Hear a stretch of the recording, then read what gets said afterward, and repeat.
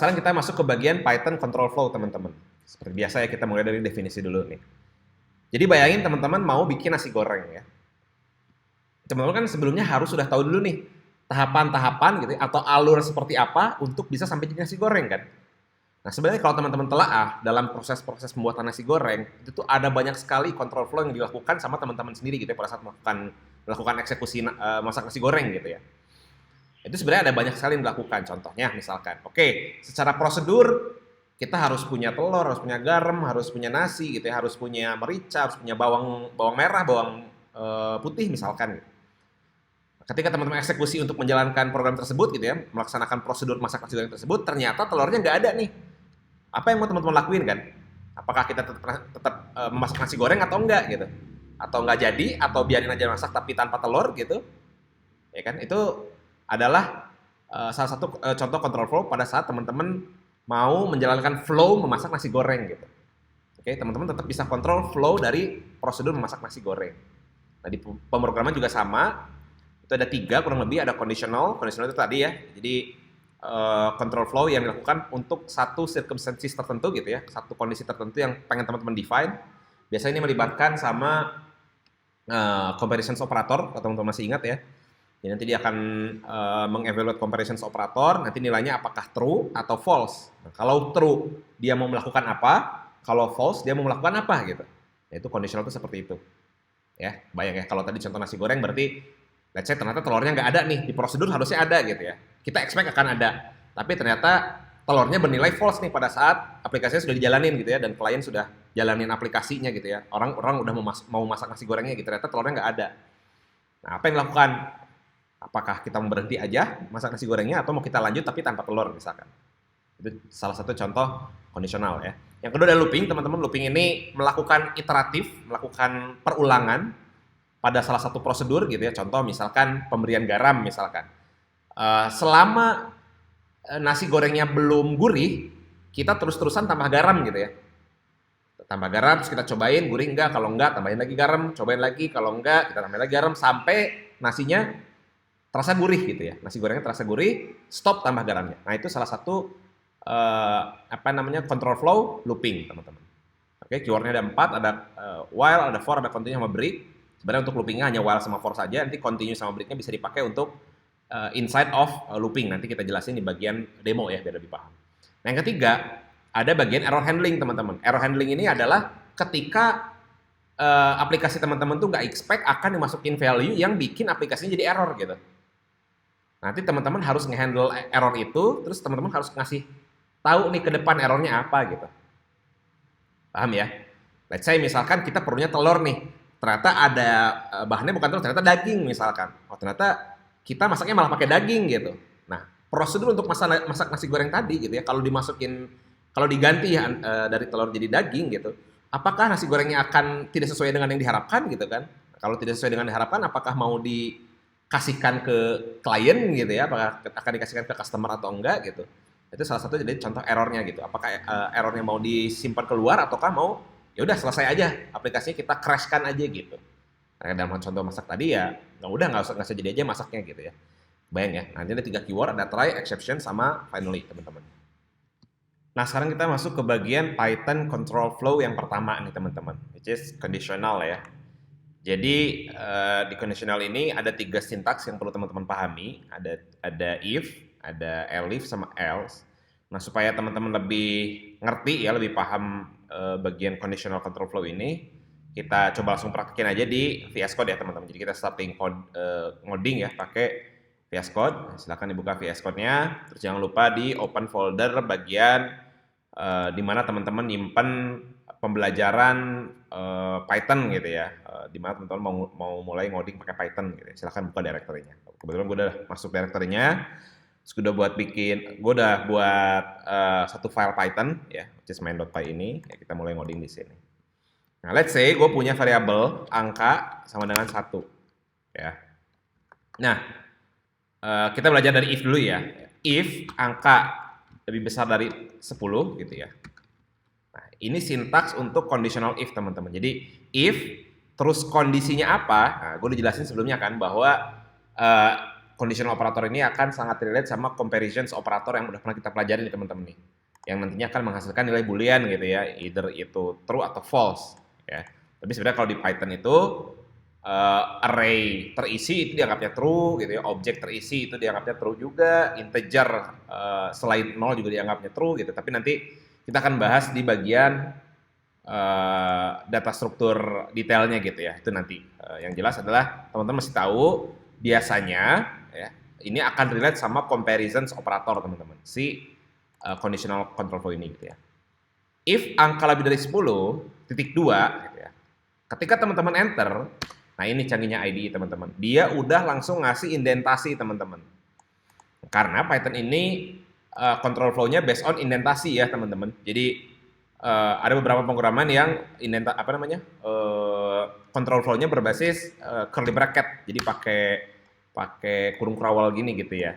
Nah di Python nggak pakai gini. Jadi kita pakainya indentasi teman-teman. Nah jadi kita harus pakai tab, which is ini udah disupport sama si VS Code-nya. Jadi ketika kita enter di conditional control flow ini, dia udah langsung ngasih tab. Nah semua function yang saya tulis di sini, semua statement yang saya tulis di under if angka lebih dari 10 ini dan dikasih tab, gitu ya. Contohnya gini, ini enter lagi kasih lagi statement. Nah semua statement di bawah ini, gitu ya.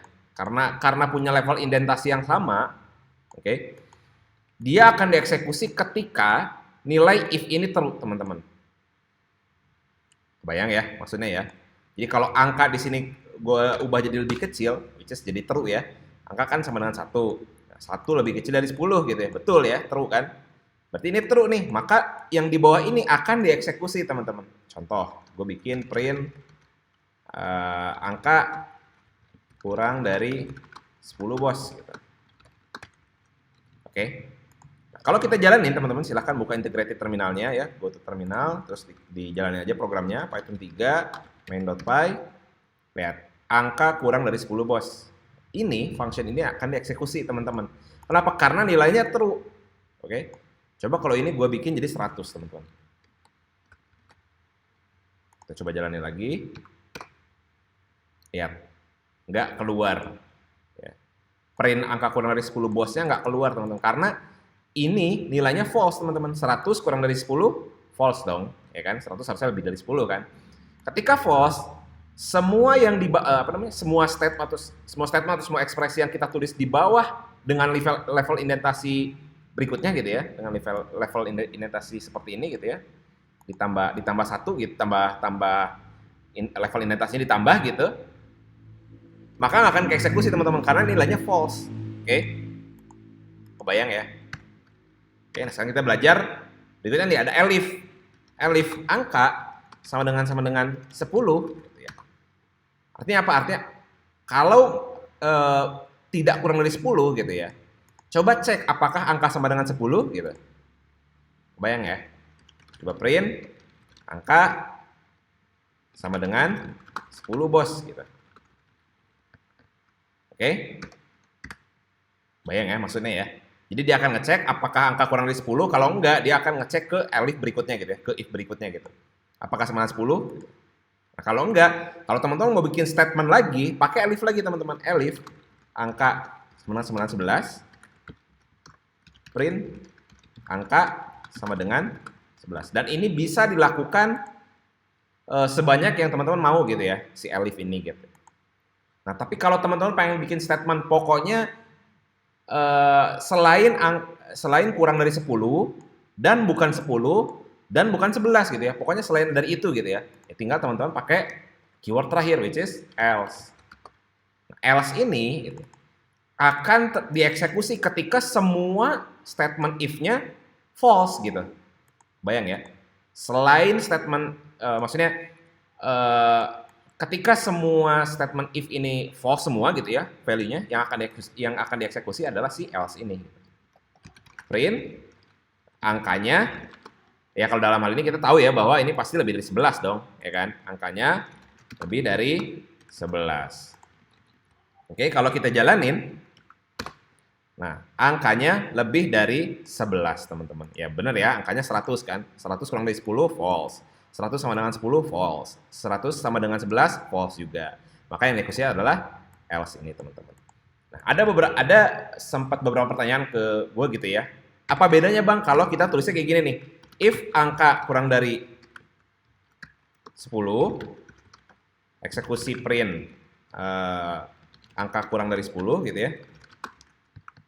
Terus kita tulis lagi if lagi gitu ya. If angka sama dengan 10, print angka 10 bos misalkan. Nah ini kan sebenarnya sama aja kan ya. Kita akan ngecek satu per satu gitu kan. If angka kurang dari 10, terus if angka kurang sama dengan 10 gitu ya. Nah perbedaannya adalah kalau teman-teman tulisnya gini dan ternyata angkanya itu adalah let's say 1 gitu ya. Dengan satu statement if digabungkan dengan elif dan else gitu ya, ini hanya akan dieksekusi sekali teman-teman. Oh angkanya 1 nih, 1 kurang dari 10 true. Maka yang dilakukan adalah prosedur yang ini aja gitu ya. Sisanya kondisi ini nih, kondisi angka sama dengan 10, angka sama dengan 11, terus else-nya itu nggak akan dicek lagi teman-teman. Kebayang ya? Kondisi ini nggak akan dicek lagi sama si Python gitu. Tapi kalau teman-teman bikinnya kayak gini, ya if gitu ya, itu Python akan ngecek satu persatu walaupun ya, di sini nilainya sudah true gitu ya.